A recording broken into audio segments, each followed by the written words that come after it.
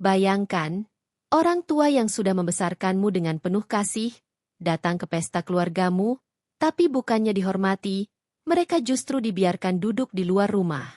Sakit sekali rasanya, bukan? Nah, itulah yang aku alami malam itu. Dengarkan kisahku sampai akhir. Karena dari sinilah aku belajar arti harga diri dan bagaimana membela orang tua. Jangan lupa like, share, dan subscribe. Serta komen dari kota mana kalian menonton, supaya aku tahu sejauh mana kisah ini menyentuh hati. Malam itu, rumah besar keluarga Bima, suamiku, dipenuhi cahaya. Lampu hias bergelantungan dari pagar ke atap, berkilauan seperti bintang. Musik modern berdentum dari dalam, membuat suasana begitu meriah. Dari luar pagar saja aku bisa melihat tamu-tamu dengan pakaian glamor, tertawa, bercengkrama, dan bersulang dengan gelas kaca berisi minuman. Hari itu adalah pesta ulang tahun ibu mertua, Ratna. Ia dikenal sebagai wanita yang penuh gengsi, selalu ingin terlihat paling berkelas di depan rekan-rekannya. Tidak ada pesta yang sederhana baginya. Semua harus megah. Semua harus memancarkan kekayaan dan status sosial. Aku turun dari mobil bersama Bima. Aku masih ingat jelas bagaimana aku sudah bersiap sejak siang, mengenakan kebaya modern berwarna biru muda. Bima berdasi rapi, wajahnya penuh percaya diri. Tapi langkahku tiba-tiba terhenti. Mataku menangkap sesuatu di sisi luar pagar. Di bawah cahaya lampu jalan yang temaram, aku melihat dua sosok yang amat kukenal, ayah dan ibu. Mereka duduk di kursi plastik usang, bukan di kursi empuk dalam aula pesta. Mereka duduk kaku, menunduk, seperti orang asing yang kebetulan lewat. Aku menutup mulutku dengan tangan. Astaga, itu ayah sama ibu. Bima terkejut. Ia menoleh ke arah yang kutunjuk. Wajahnya berubah canggung. Sinta, tenang, jangan ribut di sini. Tapi aku tidak bisa menahan diriku. Aku berlari menghampiri mereka. Yah, Bu, panggilku lirih. Ayah mengangkat wajahnya. Garis keriputnya semakin jelas diterangi lampu jalan. Senyum tipis muncul di wajahnya, tapi matanya sembab. Oh, Sinta, kamu sudah datang, katanya dengan suara parau. Ibu menepuk tanganku pelan. Sudah, Nak, masuk saja. Jangan khawatirkan kami. Dadaku terasa diremas. Kenapa kalian di sini? Kenapa tidak di dalam rumah? Tanyaku hampir berteriak. Ibu menggeleng. Katanya, kursi di dalam penuh. Jadi kami diminta duduk di sini. Lagi pula, kami hanya orang desa. Tak apa-apa, Nak. Air mataku hampir jatuh. Aku memandang ke dalam. Dari jendela besar rumah itu, terlihat ibu mertua tertawa lebar, dikelilingi tamu-tamu penting. Pesta begitu meriah, penuh makanan mahal, minuman bergelembung, dekorasi mewah. Tapi kedua orang tuaku, mereka duduk di luar pagar seperti tamu tak diundang. Tidak pantas. Kalian seharusnya di dalam, di kursi paling depan, kataku dengan nada bergetar. Ayah memegang tanganku, seolah ingin menenangkan. Sudah, Nak, jangan membuat keributan. Kami baik-baik saja. Ayah dan ibu hanya ingin hadir untuk menghargai undangan. Tidak apa duduk di sini. Yang penting kami bisa lihat pesta dari jauh.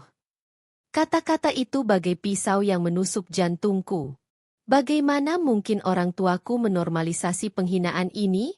Mereka begitu tulus, begitu rendah hati.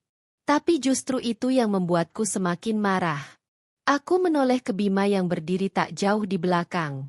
Bima, jelaskan. Kenapa orang tuaku di luar? Bima menunduk. Wajahnya pucat. Sinta, aku tidak tahu harus bilang apa. Mama memang. Cukup, Bima, potongku. Aku ingin membawa ayah dan ibu masuk. Tapi mereka menolak dengan halus. Sudah, Nak, jangan rusak suasana. Masuk. Hormati keluargamu. Kami tidak apa-apa, kata ibu lirih. Air mataku jatuh. Aku ingin berteriak, ingin membongkar semuanya. Tapi aku tahu malam itu baru awal. Malam itu adalah luka pertama yang akan kubalas dengan caraku sendiri. Aku masuk ke dalam rumah bersama Bima. Meski hatiku tertinggal di luar, bersama ayah dan ibu. Suara musik semakin keras. Aroma parfum mahal bercampur dengan hidangan lezat. Para tamu tersenyum ramah padaku, memuji kebayaku, menanyakan kabar. Tapi aku tidak bisa tersenyum balik. Ibu mertua, Ratna, menyambut dengan tangan terbuka. Akhirnya datang juga. Sinta, Bima, sini duduk. Tamu-tamu sudah menunggu. Aku menatapnya dengan tajam. Mama, kenapa ayah dan ibu saya di luar? Kenapa tidak diundang masuk? Ratna terdiam sejenak, lalu tertawa kecil. Oh, mereka? Ya ampun, kursi di dalam sudah penuh, nak. Lagi pula, yah, mereka pasti lebih nyaman di luar, kan? Tamu-tamu di dalam ini orang-orang penting, jadi harus ada prioritas. Darahku mendidih. Prioritas? Mama sadar nggak yang mama omongin barusan? Itu orang tua saya. Mereka lebih berharga dari siapapun di sini. Suasana hening seketika. Beberapa tamu menoleh. Ratna tersenyum kaku, berusaha menjaga wibawa. Sinta, jangan membuat keributan di pesta mama. Tidak sopan. Aku mengepalkan tangan. Tidak sopan? Yang tidak sopan itu mama. Mama mempermalukan orang tua saya. Bima buru-buru menarik tanganku. Sinta, cukup. Jangan bikin malu. Aku menoleh padanya, menatap tajam. Aku tidak peduli malu. Yang harus malu itu mama. Ratna akhirnya berbalik, meninggalkan kami dengan wajah memerah. Musik kembali diputar lebih keras untuk menutupi kegaduhan. Aku duduk dengan tubuh gemetar. Malam itu, di tengah pesta penuh tawa, aku merasa sendirian, hancur, dan marah. Aku tahu satu hal, aku tidak akan diam. Mereka harus tahu sakitnya mempermalukan orang tuaku. Aku akan membalas, bukan dengan kebencian, tapi dengan cara yang akan membuat mereka menunduk malu. Malam itu aku pulang dengan hati yang hancur. Sepanjang perjalanan, Bima berusaha menjelaskan, tapi aku tak mau mendengarnya. Tatapanku kosong keluar jendela, melihat lampu-lampu kota yang berkelebat. Sayang, maafkan mama. Dia memang suka begitu. Kadang terlalu jaga gengsi, ucap Bima hati-hati. Aku menoleh tajam. Gengsi? Apa harga diri orang tuaku lebih rendah dari gengsi mama? Bima terdiam. Aku bisa lihat rahangnya mengeras. Ia mencoba menahan emosi. Tapi aku tidak peduli. Kata-kata sudah menumpuk di dadaku, siap meledak. Bima, kamu tahu? Ayah dan ibu datang dari jauh hanya untuk menghormati undangan mama. Mereka berangkat naik bus, menempuh perjalanan berjam-jam, meninggalkan rumah yang sederhana. Mereka bahkan menabung agar bisa beli baju rapi untuk pesta. Dan apa yang mereka dapat? Kursi plastik di luar rumah. Suaraku bergetar, hampir menangis. Bima menghela napas panjang. Aku ngerti, sayang. Tapi coba lihat dari sisi mama juga. Dia ingin pesta terlihat sempurna di depan rekan-rekannya. Kalau orang tuamu masuk, mungkin dia takut mereka akan merasa canggung. Aku ternganga. Canggung? Jadi karena ayah dan ibu berpakaian sederhana, mereka dianggap memalukan. Bima menunduk. Aku nggak bilang gitu. Tapi maksudmu jelas. Kamu setuju dengan perlakuan mama? Kamu membiarkan orang tuaku dipermalukan di depan semua orang. Suasana dalam mobil membeku. Aku bisa mendengar detak jantungku sendiri yang berdentum cepat. Keesokan harinya, aku bangun dengan mata bengkak. Malam itu aku tidak bisa tidur. Bayangan ayah dan ibu duduk di kursi plastik. Menunduk, sementara suara tawa dari dalam rumah terdengar sampai luar, terus menghantui kepalaku. Aku mencoba menelepon ibu pagi itu. Ibu, maaf ya kalau kemarin Sinta nggak bisa berbuat banyak. Hati Sinta sakit banget lihat ibu sama ayah di luar. Ibu tertawa kecil di seberang. Nak, jangan dipikirkan.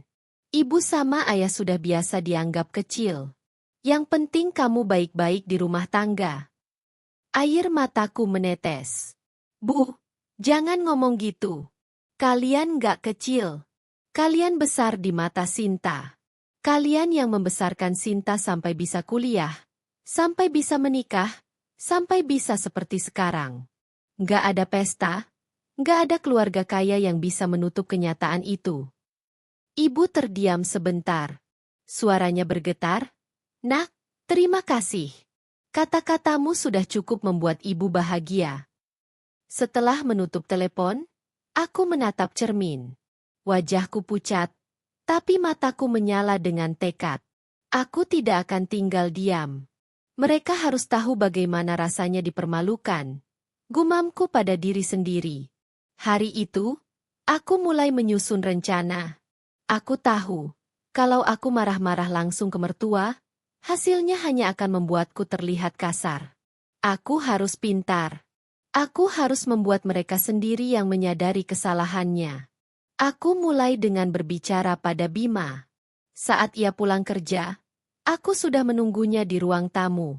Bim, kita harus bicara, kataku serius. Ia duduk di sebelahku, terlihat lelah. Tentang apa? Orang tuaku. Tentang bagaimana mereka diperlakukan kemarin. Bima menghela napas. Sayang, kita sudah bahas ini. Belum selesai. Aku nggak bisa pura-pura lupa. Kamu mungkin bisa, tapi aku nggak. Aku butuh tahu satu hal. Kalau suatu hari orang tuamu diperlakukan kayak gitu sama aku, kamu bakal diam aja? Tanyaku menatap matanya dalam-dalam. Bima terdiam. Tatapannya goyah. Jawab, Bima. Suaraku meninggi. Akhirnya ia berbisik. Enggak, aku pasti marah. Aku mengangguk. Nah, sekarang kamu ngerti rasanya jadi aku. Bedanya, kamu lebih berani sama aku. Tapi kamu diam kalau itu mama yang salah. Kenapa? Bima? Kenapa kamu nggak bisa tegur mama? Bima mengusap wajahnya. Aku anaknya. Sin. Kamu tahu sendiri gimana kerasnya mama. Dari kecil aku dididik untuk nurut. Kalau aku melawan, suasana rumah bisa kacau. Aku menggeleng. Suasana rumah memang kacau. Bima. Cuma kamu pura-pura nggak lihat. Aku nggak butuh suami yang tunduk sama ibunya tapi rela istrinya dan mertuanya diinjak-injak. Suasana hening. Aku bisa lihat wajah Bima berubah penuh konflik. Ia mencintai ibunya. Tapi ia juga tahu aku benar. Hari-hari berikutnya, aku semakin menjaga jarak dengan mertua. Aku hanya menjawab seperlunya di grup keluarga. Jarang datang ke rumah besar itu. Bima mulai curiga. Sinta, kenapa kamu menjauh dari mama? Dia nanya terus kenapa kamu jarang ke rumah. Aku tersenyum dingin. Kalau mama kangen, suruh datang ke sini. Tapi kali ini bukan aku yang menjamu, melainkan orang tuaku. Aku mau lihat, berani nggak mama duduk bareng mereka di rumah sederhana. Bima terdiam. Ia tahu aku sedang merencanakan sesuatu. Di balik layar, aku mulai menghubungi kerabatku. Kakakku, sepupuku, tetangga dekat. Besok malam aku mau bikin acara kecil. Bukan pesta besar, cuma syukuran sederhana. Tapi aku mau ayah dan ibu jadi tamu utama. Aku undang semua, termasuk keluarga Bima, jelasku di telepon. Mereka setuju. Bahkan beberapa tetangga berkata, bagus itu, biar mertua tahu kalau orang tuamu pantas dihormati. Setiap kali aku menyiapkan acara itu, semangatku membara. Seakan aku menyalakan api kecil di dalam dada yang semakin lama semakin besar.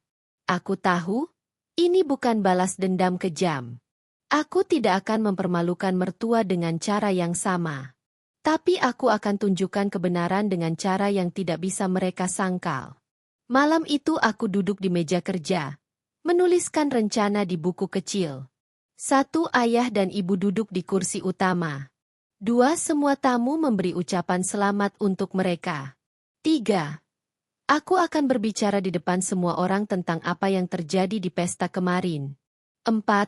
Aku akan pastikan mertua ada di sana untuk mendengar. Setiap garis rencana itu membuatku tersenyum puas. Bersiaplah, Mama Ratna. Aku tidak akan membalas dengan hinaan. Aku akan balas dengan kebenaran yang membuatmu tak bisa lagi angkat kepala. Bisikku pada diri sendiri. Tapi sebelum rencana itu terlaksana, konflik kembali pecah. Suatu sore aku dipanggil ke rumah mertua. Aku datang dengan hati-hati, tahu akan ada pertengkaran. Begitu sampai, Ratna langsung menatapku dengan wajah dingin. Sinta, Mama dengar kamu marah besar soal pesta kemarin. Apa benar? Aku menatap balik tanpa gentar. Ya, benar. Mama memperlakukan orang tua saya dengan tidak hormat. Ratna tertawa sinis. Astaga, Nak, jangan terlalu bawa perasaan. Mereka toh nggak keberatan, kan? Mereka malah tersenyum waktu Mama sapa di luar. Aku mengepalkan tangan. Mereka tersenyum karena sopan, bukan karena bahagia. Jangan salah tafsir. Ratna menyipitkan mata. Kamu ini terlalu sensitif. Kalau kamu terus begini, rumah tanggamu bisa goyah. Loh, jangan lupa, kamu masih hidup dari rezeki keluarga ini. Kalimat itu menamparku. Aku berdiri, menatapnya penuh amarah. Ingat, Bu, saya menikah dengan Bima, bukan menikah dengan harta keluarga ini.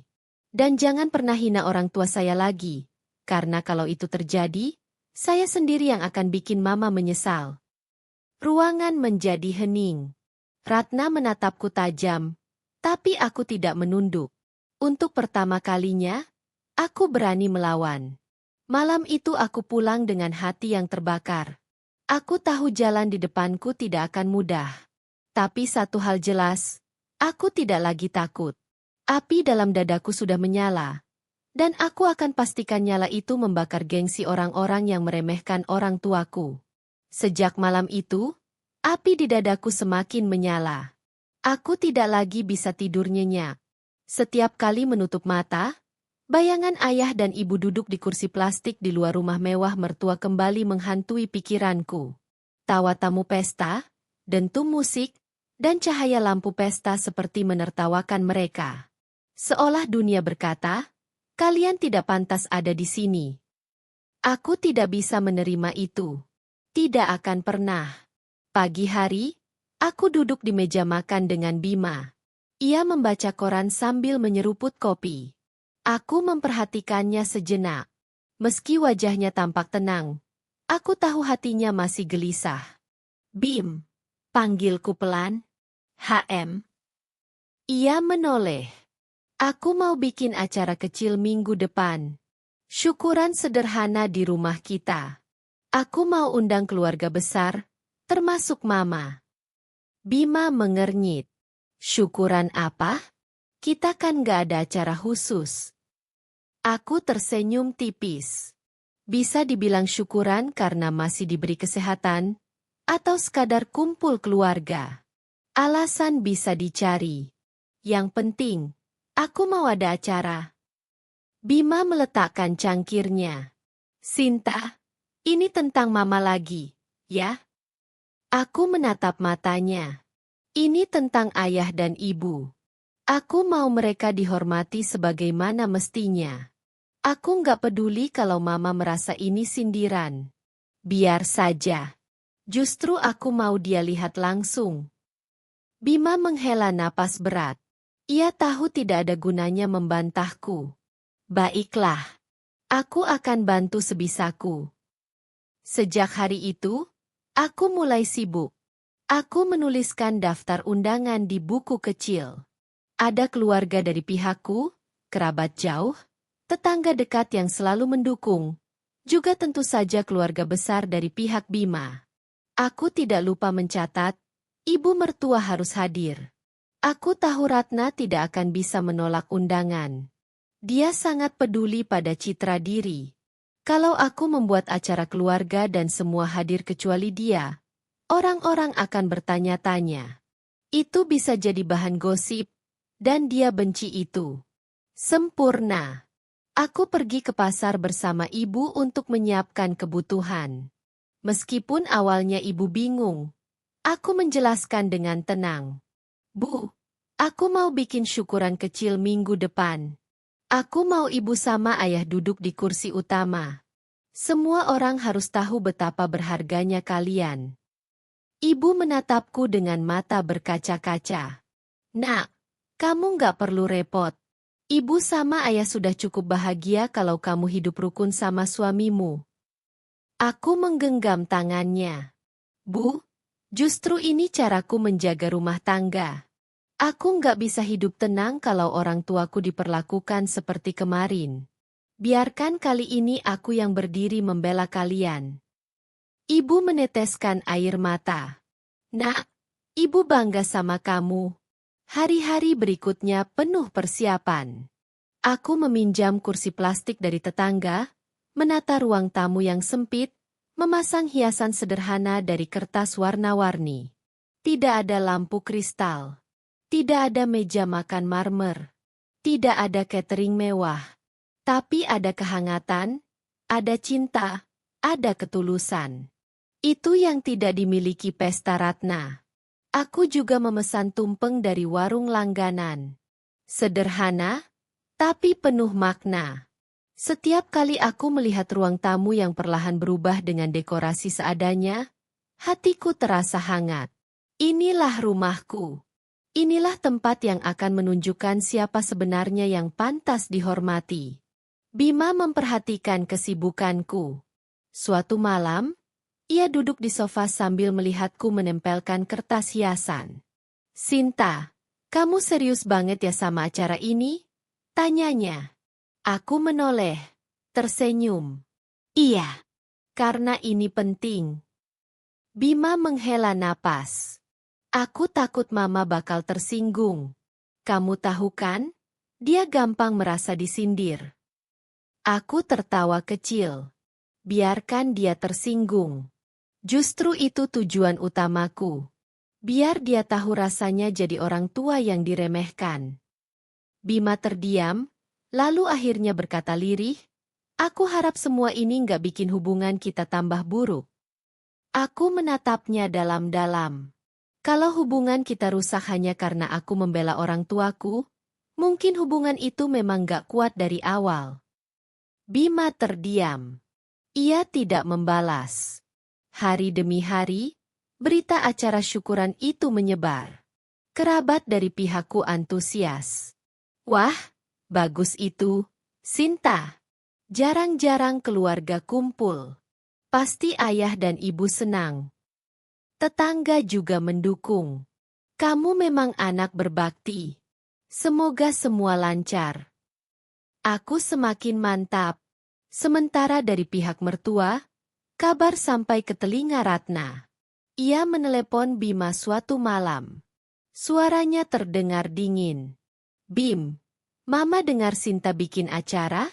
Untuk apa? Bima berusaha menjawab hati-hati. Cuma syukuran kecil. Ma. Nggak ada maksud apa-apa. Ratna mendengus. Syukuran kecil? Atau sindiran besar untuk Mama? Bima terdiam.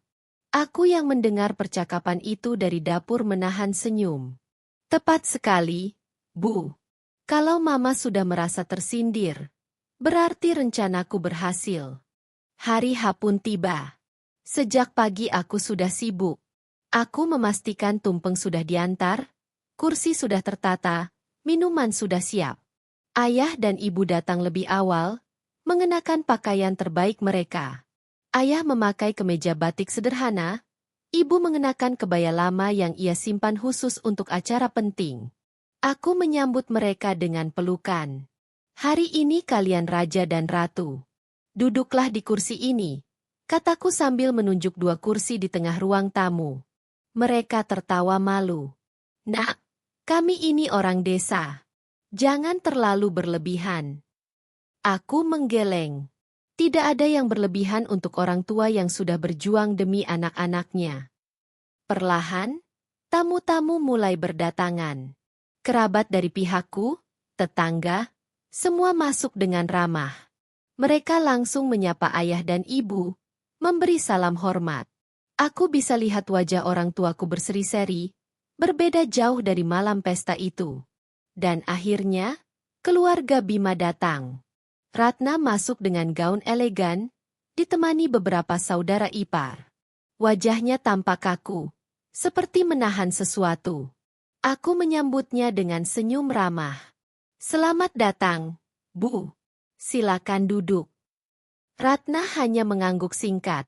Ia menatap sekeliling, lalu berhenti pada ayah dan ibu yang duduk di kursi utama. Wajahnya berubah. Aku bisa lihat jelas ada ketidaknyamanan di matanya. Bagus, pikirku. Ini baru permulaan. Ketika semua tamu sudah duduk, aku berdiri di depan dengan mikrofon kecil yang kupinjam dari tetangga. Assalamualaikum semuanya. Terima kasih sudah datang ke acara syukuran sederhana ini. Malam ini bukan pesta ulang tahun, bukan pesta pernikahan, tapi pesta untuk dua orang paling berharga dalam hidupku, ayah dan ibu. Semua tamu bertepuk tangan. Ayah dan ibu tampak terkejut. Wajah mereka memerah karena malu dan haru. Aku melanjutkan dengan suara bergetar. Beberapa hari lalu, aku melihat sesuatu yang membuat hatiku hancur. Ayah dan ibu datang ke pesta keluarga, tapi mereka tidak diperlakukan sebagaimana mestinya. Mereka duduk di luar rumah, sendirian, seperti tamu yang tidak diinginkan. Malam itu aku menangis, dan aku bersumpah suatu hari aku akan balas, bukan dengan kebencian, tapi dengan cinta. Ratna terdiam, wajahnya semakin tegang. Beberapa tamu menoleh padanya, seolah tahu siapa yang kumaksud. Aku menatap ayah dan ibu. Hari ini, aku ingin semua orang tahu. Aku bangga punya orang tua seperti kalian. Kalian mungkin sederhana, tapi kalian adalah pahlawanku. Dan aku tidak akan biarkan siapapun meremehkan kalian lagi. Air mata mulai jatuh di pipi ibu. Ayah menggenggam tangannya erat. Tepuk tangan bergema. Beberapa tamu bahkan berdiri memberi penghormatan. Aku melirik Ratna. Wajahnya merah padam. Ia menunduk, pura-pura sibuk dengan ponselnya. Inilah balasanku, Bu. Bukan dengan teriakan, tapi dengan kebenaran yang tak bisa mama sangkal. Suara riuh rendah tamu memenuhi ruang tamu kecilku malam itu. Kursi-kursi plastik yang kupinjam dari tetangga terisi penuh. Bahkan sebagian tamu rela berdiri di teras, karena tidak kebagian tempat duduk. Rumah sederhana ini, yang biasanya sunyi, malam itu bertransformasi menjadi pusat perhatian keluarga besar. Aku melirik ayah dan ibu yang duduk di kursi utama, tepat di depan meja dengan tumpeng kuning. Wajah mereka berseri, meski tampak canggung karena menjadi pusat perhatian. Namun justru itulah yang kuinginkan, agar semua mata tertuju pada mereka. Bima duduk di sampingku, wajahnya tegang. Ia sesekali melirik ke arah ibunya, Ratna, yang duduk agak di belakang. Ratna memakai gaun elegan berwarna merah tua, kontras sekali dengan ruang tamu sederhana ini. Ekspresinya kaku, matanya berputar ke sekeliling, jelas merasa tidak nyaman. Aku bisa merasakan hatiku bergetar hebat. Inilah saat yang kutunggu, saat di mana aku bisa menunjukkan siapa sebenarnya orang tuaku, dan bagaimana seharusnya mereka dihormati. Acara dimulai dengan doa bersama. Seorang ustaz tetangga membacakan doa, memohon keberkahan bagi keluarga dan kesehatan bagi kedua orang tuaku. Semua tamu mengaminkan dengan hikmat. Aku melihat ibu mengusap matanya dengan ujung kerudung. Ayah menunduk dalam-dalam, seolah tak percaya bahwa doa itu dipanjatkan khusus untuknya. Setelah doa selesai, Aku berdiri di depan, memegang mikrofon kecil. Nafasku dalam, tanganku agak bergetar. Assalamualaikum warahmatullahi wabarakatuh, ucapku. Waalaikumsalam, sahut para tamu serempak. Aku tersenyum, menatap satu persatu tamu. Terima kasih sudah hadir di acara sederhana ini. Malam ini bukan pesta mewah, bukan acara besar, tapi bagi saya, malam ini sangat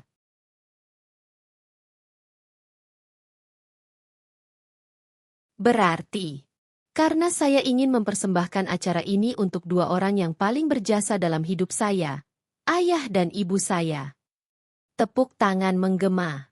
Aku melanjutkan, suaraku sedikit bergetar. Mungkin sebagian dari kalian sudah tahu, beberapa waktu lalu saya melihat hal yang membuat hati saya hancur. Orang tua saya datang ke sebuah acara keluarga, tapi mereka tidak dihormati sebagaimana mestinya. Mereka bahkan harus duduk di luar, di kursi plastik, dalam gelap, sementara orang lain bersenang-senang di dalam. Ruangan mendadak hening. Banyak tamu yang menoleh ke arah Ratna. Ratna pura-pura sibuk dengan ponselnya, tapi wajahnya memerah. Aku menahan senyum getir. Ya, Bu, sekarang semua orang tahu. Aku menarik napas panjang, lalu menatap ayah dan ibu. Seumur hidup saya, mereka tidak pernah menolak ketika saya butuh sesuatu. Mereka bekerja keras, bahkan mengorbankan diri, demi anak-anaknya.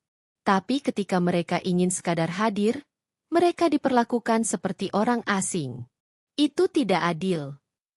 Suaraku mulai serak. Aku tidak peduli. Biarlah air mata ini jatuh. Malam ini, saya ingin semua orang tahu, ayah dan ibu saya bukan orang yang bisa diremehkan. Mereka memang tidak kaya. Mereka tidak punya rumah mewah atau gaun elegan. Tapi mereka punya hati, cinta, dan kehormatan yang jauh lebih besar dari harta dunia. Tamu-tamu bertepuk tangan, beberapa bahkan berdiri. Aku melihat sepupu-sepupuku ikut menitikan air mata. Ayah menggeleng pelan, seolah tidak percaya semua orang mendengarnya. Ibu menutupi wajah dengan kerudung, bahunya bergetar menahan tangis. Aku melanjutkan dengan suara lantang, jika ada yang berani meremehkan mereka, itu sama saja meremehkan saya.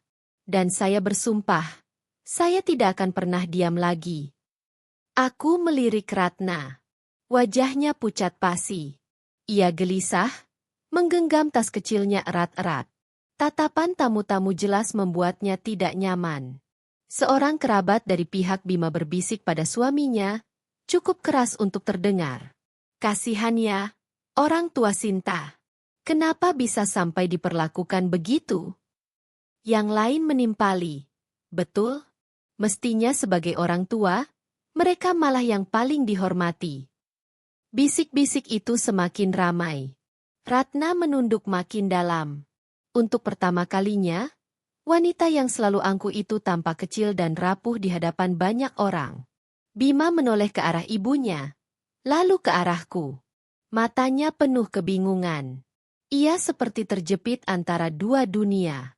Aku menatapnya singkat, lalu kembali ke mikrofon. Aku menunjuk tumpeng di meja. Malam ini, mari kita rayakan bukan karena harta, tapi karena cinta. Saya ingin ayah dan ibu yang pertama kali memotong tumpeng ini. Ayah terkejut. Loh, biasanya kan yang punya acara. Aku tersenyum sambil mengusap tangannya. Ayah dan ibu adalah yang punya acara malam ini. Semua ini untuk kalian. Dengan tangan bergetar, ayah mengambil pisau plastik. Ibu mendampinginya. Bersama-sama, mereka memotong puncak tumpeng, lalu menyerahkannya padaku. Ayah bangga sama kamu. Nah, ucap ayah pelan. Aku hampir tidak bisa menahan tangis. Saya lebih bangga punya kalian. Semua tamu berdiri, bertepuk tangan meriah. Suasana hangat memenuhi ruang kecil itu. Dan di tengah semua itu, aku kembali melirik Ratna. Ia menggigit bibirnya, jelas menahan perasaan yang campur aduk. Setelah makan bersama, Beberapa tamu mulai menghampiri ayah dan ibu. Mereka memberi salam hormat, menyalami, bahkan mencium tangan mereka. Pak, Bu, semoga sehat selalu ya. Kami kagum sama keteguhan hati bapak dan ibu.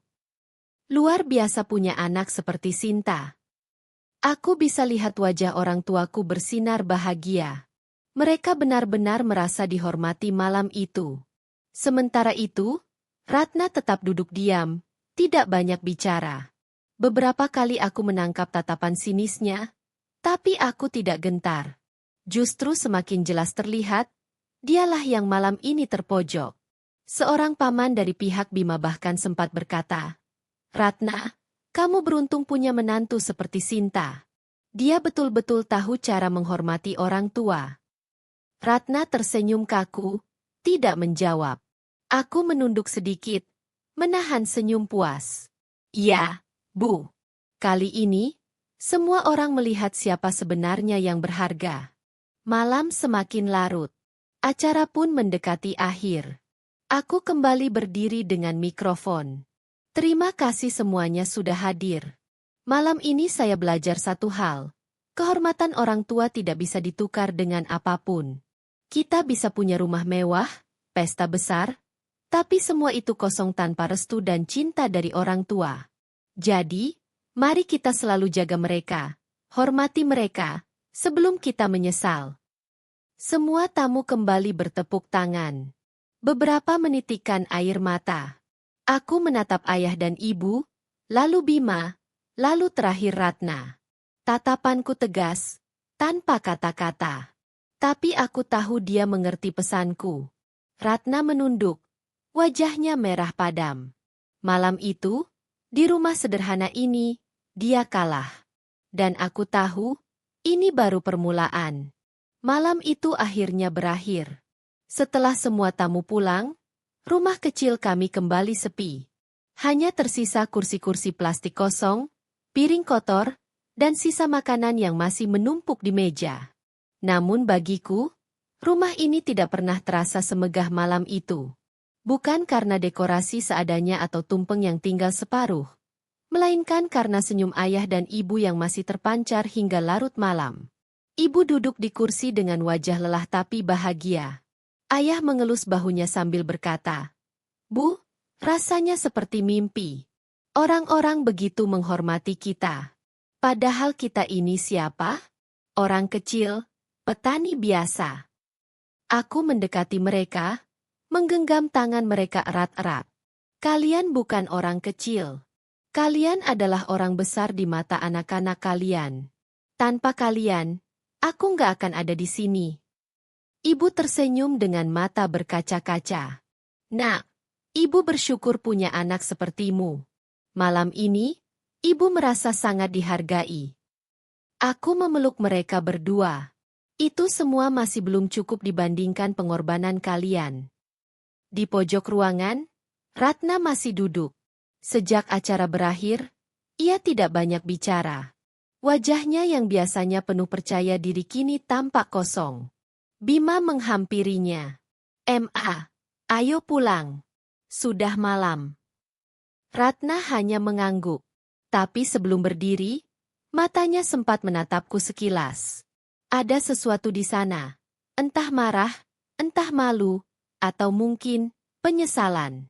Aku tidak bicara padanya malam itu. Bagiku, diamku sudah cukup kuat sebagai pesan. Ia sudah melihat semuanya dengan mata kepalanya sendiri. Tidak ada kata-kata yang bisa membantah kenyataan yang baru saja terjadi. Pagi harinya, aku bangun lebih awal untuk merapikan rumah. Sisa-sisa acara masih berserakan. Aku mengangkat kursi plastik, mencuci piring, dan membersihkan lantai. Ibu ikut membantuku. "Nak, maaf ya rumah jadi kotor begini." Aku tertawa kecil. "Justru aku senang, Bu. Rumah kotor karena kebahagiaan. Itu lebih baik daripada rumah mewah yang kosong tanpa cinta." Ibu menepuk pundakku, tersenyum haru. Tiba-tiba ponselku bergetar. Sebuah pesan masuk dari nomor yang sangat ku kenal. "Ratna. Sinta. Mama ingin bicara. Bisa kita ketemu? Aku tertegun. Kami bertemu di sebuah kafe kecil sore itu. Bima ikut menemani, duduk di sampingku. Ratna sudah menunggu lebih dulu. Ia tidak mengenakan gaun glamor seperti biasanya, hanya pakaian sederhana. Wajahnya tampak lelah. Sinta. Ia membuka percakapan dengan suara pelan. Mama, ingin minta maaf. Aku terdiam. Jantungku berdegup cepat. Tidak pernah sekalipun aku membayangkan Ratna akan mengucapkan kata itu. Malam itu, ketika kalian datang ke rumah Mama. Mama salah. Mama terlalu sibuk memikirkan tamu-tamu penting, terlalu sibuk menjaga gengsi, sampai lupa ada yang lebih penting, menghormati orang tua. Air matanya jatuh. Ketika melihat semua orang memuji ayah dan ibu kamu di acara kemarin, Mama merasa sangat malu. Bukan karena mereka, tapi karena diri Mama sendiri. Mama sadar, selama ini Mama terlalu angkuh. Bima menunduk, tampak terharu. Aku menghela napas dalam-dalam. Bu, yang saya butuhkan bukan kata maaf untuk saya, tapi untuk ayah dan ibu. Ratna mengangguk cepat. Iya, Mama akan minta maaf langsung pada mereka. Aku menatap matanya. Untuk pertama kalinya, aku melihat ketulusan di sana. Tidak ada topeng, tidak ada kesombongan. Hanya seorang ibu yang tersadar dari kesalahannya. Beberapa hari kemudian, Ratna benar-benar datang ke rumah orang tuaku. Ayah dan ibu terkejut melihatnya datang tanpa pemberitahuan. Ratna mengenakan pakaian sederhana, tidak membawa siapapun.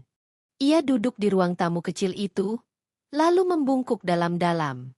Pak, Bu, saya minta maaf. Waktu itu saya hilaf. Saya terlalu memikirkan gengsi sampai tidak menghormati kalian. Padahal kalian orang tua dari menantu saya, yang sudah jadi anak saya sendiri. Air mata Ratna jatuh deras. Tolong maafkan saya. Ayah dan ibu saling pandang. Lalu ayah menepuk bahunya. Bu Ratna, tidak usah dibicarakan lagi. Kami sudah tua, sudah lupa dengan hal-hal itu. Yang penting sekarang kita saling menghormati. Ibu menambahkan, kami juga ingin keluarga ini tetap rukun. Maaf kami terima dengan ikhlas. Ratna menangis makin keras. Aku ikut menitikan air mata melihat pemandangan itu. Hatiku lega, seolah beban besar terangkat. Sejak hari itu, sikap Ratna perlahan berubah. Ia mulai sering menghubungi ayah dan ibu, menanyakan kabar mereka. Sesekali ia mengirim makanan atau buah-buahan, sesuatu yang sebelumnya tidak pernah ia lakukan. Bima juga tampak lebih tenang. Aku lega, Sin. Mama akhirnya sadar.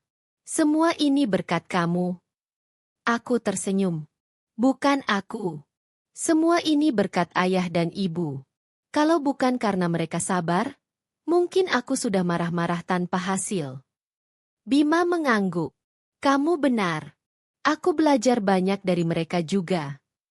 Beberapa minggu kemudian, keluarga besar kembali berkumpul.